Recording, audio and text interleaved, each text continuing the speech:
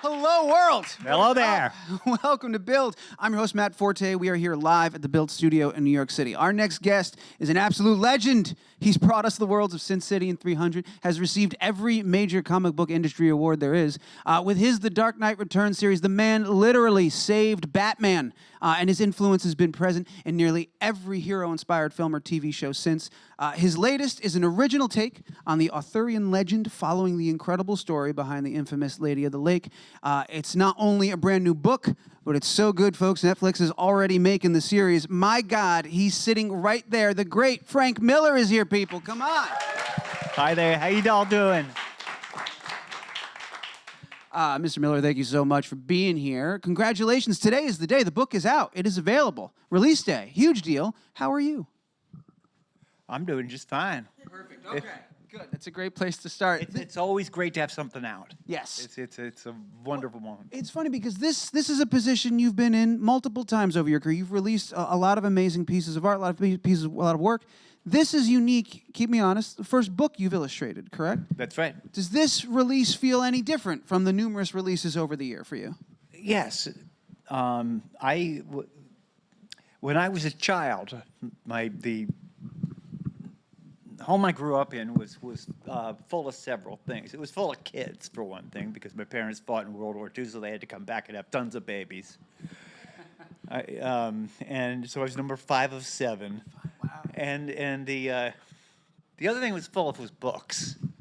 My mother in particular was devoted to making us all avid readers.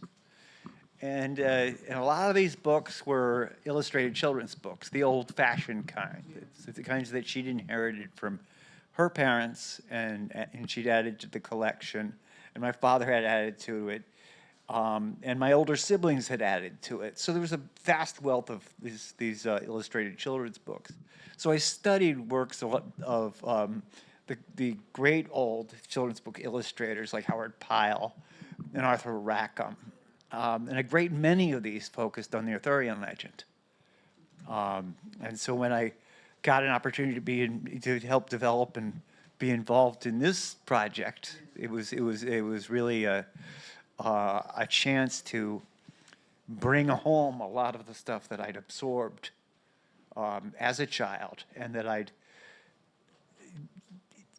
used in my own work. And it's a chance to revisit a lot of the other iterations of Arthur that we've seen over the years. Did you know right away when you started working on this, I don't know how far along it was or if you guys started it together, you and Tom, but you've given us Elektra and Carrie Kelly. Like, you're no stranger to strong, badass female characters. Did you know right away that it was going to be about Nimue and the Lady of the Lake, or did you find that over time when you guys were working on your take on the Arthurian legends? From the earliest discussions, Tom was in love with Nimue from the get-go, and he had an overarching view of where the character would go. Yeah. And the other elements more or less formed around that. Yeah. That's what happens when you develop a heroic story, is that much of the story is a reaction to the hero. There comes a point in a heroic story where at first the hero is reacting to events, and then later in the story the hero is causing them. Is that something you learned very early on in your storytelling, or is it something you've just sort of figured out over the years? This is how I approach it. This is what I do when I have a hero. It takes a while to learn how to do what you're doing. I mean, so I mean, at first I was just figuring out what the heck to do with a superhero who couldn't see in Marvel's Daredevil, and how to make that work and so on. But in the course of just doing that one title, I studied a lot of what heroics were, studied other people's comic book work, studied all the movies I'd been watching, and then in the writings of particular people like the one everybody cites, Joseph Campbell, and others, worked on actually understanding what a hero was and what a hero's journey is. How much of the process for you now is research and still learning, even at this point. I think I read somewhere you were researching specifically Arthur Rackham's like illustrations because you grew up on those in preparation for this. Yeah. Is that true of every project? Every project starts with research, with gathering new knowledge and more knowledge and information? Well, that's stage 2. From stage 1 is just getting the idea and playing around with it, and deciding to you're going to commit a whole bunch of your time to this idea, deciding that A, it's good enough, and B, it's fun enough. Yeah. So that this is going to be my life for a couple years. Yeah.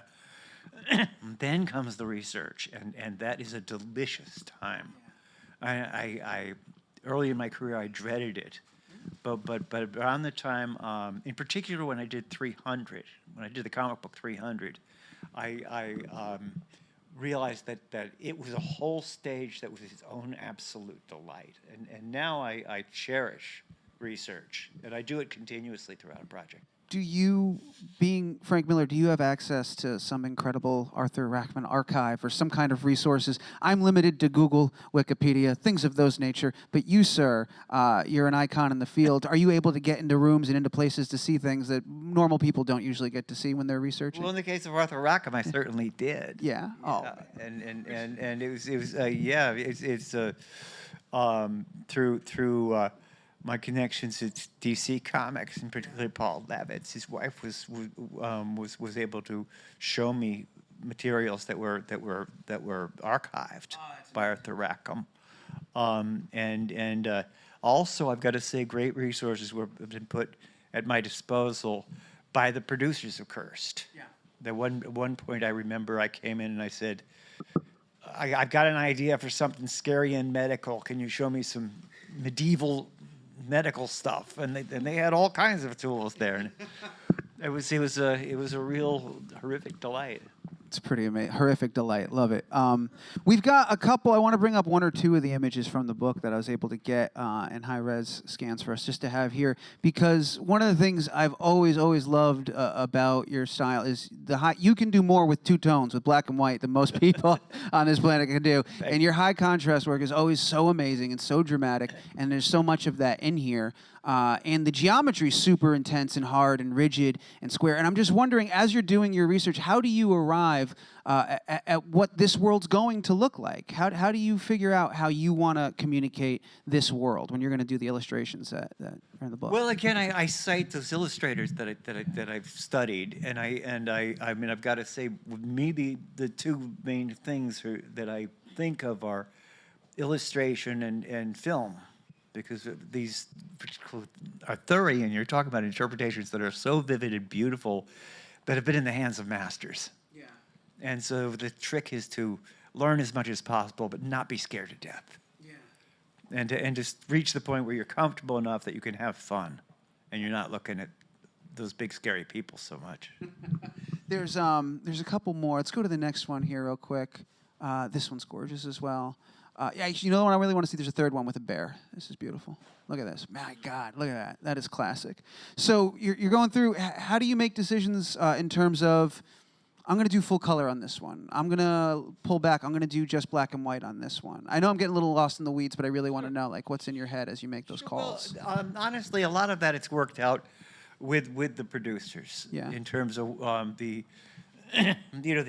the story calls for is that they want to celebrate with a color piece, and which ones that they want to have embedded in the text. Yeah.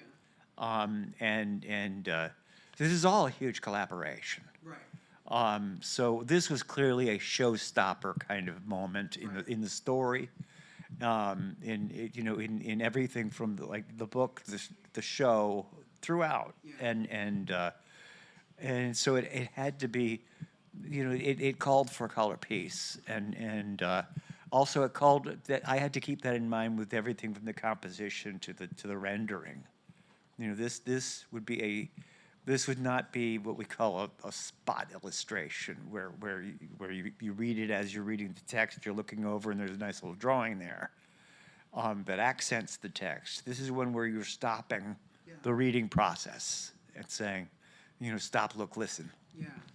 You mentioned in telling that story something that's really fascinating about this whole process is while you guys are creating this book, you're also making the show. You're doing both simultaneously, going back and forth. And between your imagery and what Tom's written, you guys do a fantastic job of transporting us to the gruesome world of the Middle Ages, the backdrop that they're in. Anything with Brother Salt comes to mind, right? Yeah. He's a real charmer. He's a charmer, that character there. How do you, when you're juggling these two mediums, you have the book and you have the show, do you have to have conversations about how far to push those elements, how far to push the grittiness, the gruesomeness? You get a sense of things after a while. I mean, there is always a sense in publishing of what age audience you're talking about as you go in. Yeah. I mean, it's a sense. Luckily, it's not monitored by some ridiculous system that puts a brutal stamp on the cover. But you have an idea. Yeah.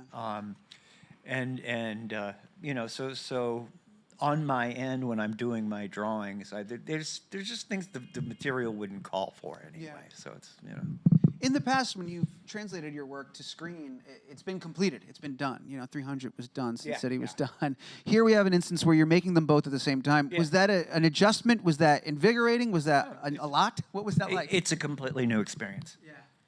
I mean, I won't even really try to compare them. Mm-hmm. In this case, the two are bouncing back and forth, against each other. Does one ever inform the other, or vice versa? Do you make a decision on the left and go, "Oh, we got to do that in the book," or go back? Yeah. Yeah. I mean, I've got much better reference for weapons than I'd ever found. Just searching the internet. That's right, because you have props and you have the real physical thing there. That's pretty amazing. What an incredible book, man. Well, the book is out today. We're not done yet. You got a ton of stuff going on, but I want to remind everybody that Cursed is out right now. Netflix series is still going on. We talked a little bit about taking on the Arthurian legend and walking in the steps of giants. You yourself are a giant, my friend, but you've also taken on another giant recently. Issue 3 in your Superman Year 1 is coming out soon. And I was just curious, when you walk into that world with all the prestige surrounding your Batman work and what you've done there, and I know Superman, for you've been a fan since Max Fleischer days. You go way back. So, another Max Fleischer fan, did I hear that? Yeah. Dun, da, da, da, da, da. So, all right. So, anyway, grew up with that stuff, man. So, I know you're a fan, right? Everybody's a fan. It's Superman. That is the superhero. So, when you walk into that world and you're going to tell that story your way, how do you decide? First of all, how do you do that? How do you work under the weight of that? What kind of external and internal pressures do you navigate? Superman's the only thing I could imagine would intimidate Frank Miller. It's Superman. Is it weight? I don't know. Is it Wade? I would imagine it's Wade. Here's an icon you've idolized since you were a kid, and the world is known as the superhero, and you're going to tell his origin story. Yeah. How do you feel going into that? Are you excited to do it? Are you nervous about doing it? Do you get nervous about anything at this point? You're Frank Miller. Do you look for answers? I want them. That was complete, man. I mean, you just gave every possible answer. That was it. No, it's fun. I mean, it's opportunity. Yeah. It's opportunity. I mean, I first I looked at it, and I just went, as I started playing with just Krypton. Yeah. I went, geez, the thing is like, there's two big ways I've seen Krypton portrayed. Both work beautifully. Yeah. But there are other possibilities.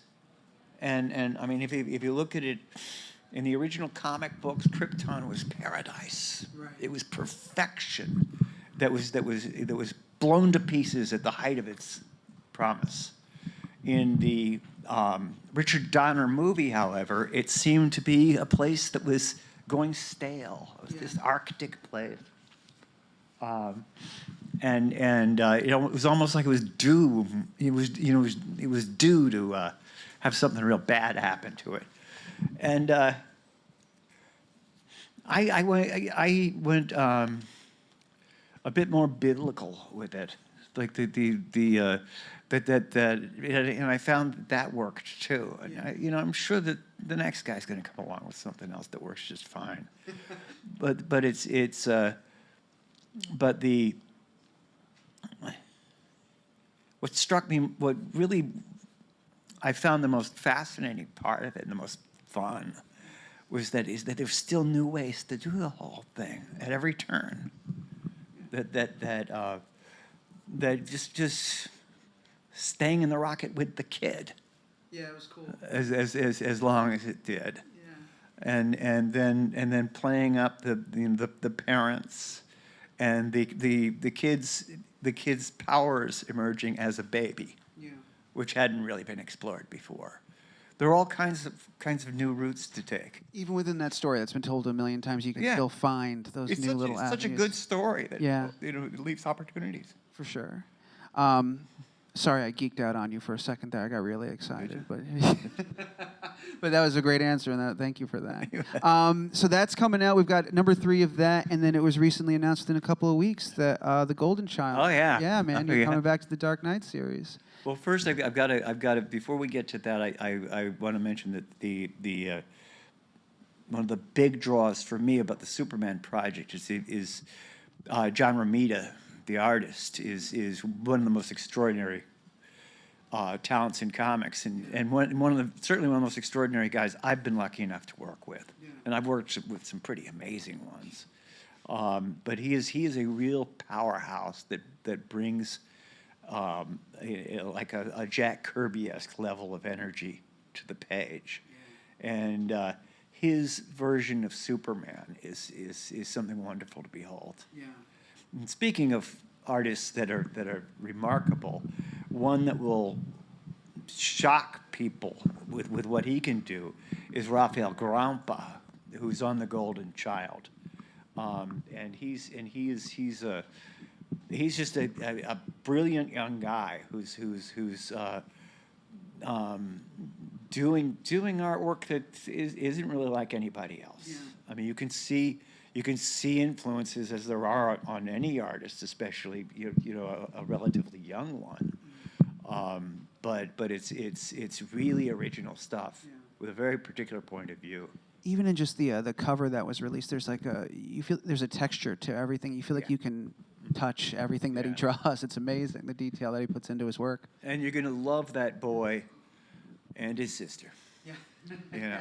Yeah, what inspires you to keep that story going, to keep the Dark Knight series going? How long, is there a set amount of time you intentionally take off and step away from it so that you can? No, it just happens organically. No, it really is. It's the sort of thing you don't come back to until the right enough of ideas are there and the right people are there, and the team assembled on the Dark Knight is remarkable. Yeah. And I mean, with Brian Azzarello and John Romita and Kubert. I mean, come on, you can't do better than Adam Kubert. And of course, Klaus. Klaus Janson and I have been, we've been a team since nearly the beginning of my career, and it's not old home week. It's always something new with him. Yeah. So everything draws you back. Yeah. It's just a matter of who comes to the party this time. I got to make sure we have some room for our audience questions. We've got a million of them. I want to get to as many as we can. Right before we do that, we're just going to remind everybody, Cursed, available right now. Get yourself a copy. Incredible story and amazing illustrations, of course. Keep an eye out for the TV show. It's going to be on Netflix, the original series. They're making it right now. And then coming soon, we've got the third, Superman Year One. And then we've got, in December, I believe, Golden Child, Dark Knight Returns is back. So tons of amazing stuff. Frank, promise me you're going to take a nap after all this, man. You were working pretty hard. You got a lot going on. I get no sleep. Good. All right. Perfect. Our first question we're going to take is from somebody on Twitter, somebody watching out there. Jay Hayes 88 wants to know, hey, Frank! Exclamation point. Is there any future for Martha Washington Comics? Great question. What do you think, Frank? Are you listening, Dave? I'm ready when you are. There you go. Yeah? Well, Martha may be gone, but she's got a daughter. There you go. So who knows? Very good. Nice question, Jay. Also, Frank, we got some questions in the room. Thank you, bud. What we got? We got microphones. First one right in the front. Do it up. Hi. Big fan of your work. Thank you so much for everything. My question is, you've really been in kind of every corner and aspect of the comic book industry and the world of illustration. And since the start of your career, what has been the biggest change that you've really seen in the way that the industry works these days? The biggest change. The biggest change that I've seen, really, most fundamental change, is that it's now a career. When I first came in, it was considered a job that people who weren't good enough to be illustrators could get. Or, as I was told by one of the first editors I worked with, I was told, the guy just shook his head sadly and said, you know, where are you from, kid? And I said, Vermont. And he said, well, go back. Pump gas or something. Everybody knows we're going to be out of business in a year. Go back. You know, but we were saved in many ways by the change in distribution system that gave us the direct market, and by a generation that I was lucky enough to be part of artists who came in who just wanted to do comics so bad. At the same time, talk about collisions of events. At the same time, there was these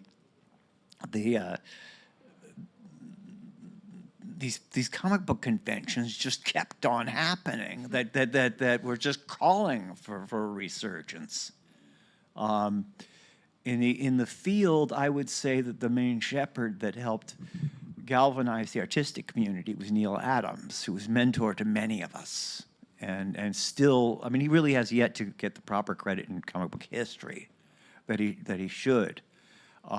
For, you know, beyond being the dynamic creative force he was, he really did keep the faith alive. In fact, he kept a lot of comic book artists alive, you know, with advertising work that kept us in New York. So it's really like a little cult that just would not die, and now it's back to being a very healthy industry that's increasingly recognized as part of the greater world of entertainment. Things are looking good. Yeah. Great question. We got a few more. Real quick, have you kept tally of how many cons you've been to or made appearances at over the years? Have you lost count? What kind of person would keep count? Have you kept the count of how many different colored shoes you wear? 4. I just assumed you'd been to more you than have 4 ever cons. worn. No, that you've ever worn. worn? Yes. Oh, you got me there, Frank. Okay. Okay. Fair enough. We got a couple more left. Let's do it. Next one right over here. Hi, Frank.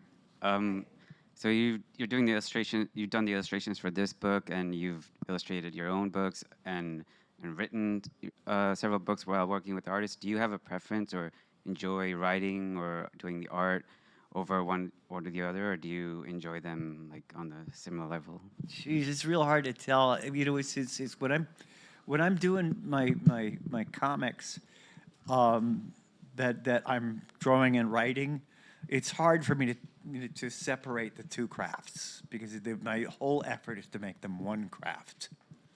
And when I'm but I've got to say I really enjoy working with a terrific artist and basically provoking him and goading him and getting to see Romita's pages come in and write dialogue in reaction to what his actors are doing. So I enjoy, this is a very joyful job for me. The writing and drawing the stuff all by myself is deeply enriching, but it can be a little lonely. And the give and take with other people is very joyous too. It's a good job. Great question. We've got time for a few more. Next one is coming to us. You've got a microphone. Go for it. Hi. So I'm curious, you talked about reading Arthurian literature as a kid, and now you're returning to that. Yeah. I'm very curious, what is it, do you think, about these Arthur stories that continues to resonate with you and also people at large? Mm-hmm. Well, it's Okay, first I'll start with the deep stuff, because a hero's journey is always compelling because it speaks to the best of us, and we all, in our own ways, have to be on heroes' journeys. But beyond that, it's so rich and full of exciting things, exciting characters, exciting bad guys, and thrilling situations. Then I got to add one other element, which I think matters a lot. It looks great. It's got dragons. It's got weapons. It's got beautiful things to behold everywhere you turn. So there's that and the deep resonating meaning of essentially Arthur being the birth of Western civilization as we understand it. I guess you can throw in the religious and mythological stuff too. What's not to like? It's got it all. Yeah. It's got it all. We've got time for one more question. Let's go ahead and throw to it. Come on down. Hi, this is a somewhat unfair question. Aside from your work, which is your favorite interpretation of Batman over the decades? I'm somewhat partial to Jim Apato's art, but I'm referring not only to artists but writers as well. A single one? You can have more than one. No, yeah, I refuse to give a single one because I believe that there are many interpretations that, and almost all of them work. But among them, for one particular favorite I'd like to pick out is the interpretation by Archie Goodwin and Walter Simonson. But in terms of, that was a single piece. But in broad strokes, I cannot ignore what Neal Adams and Denny O'Neil did. And I particularly adore Dick Sprang's artwork from back when I was a little child.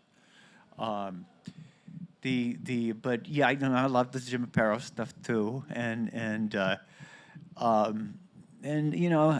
Marshall Rogers version was way cool as well. There have been a lot of really good ones, and they're still coming out.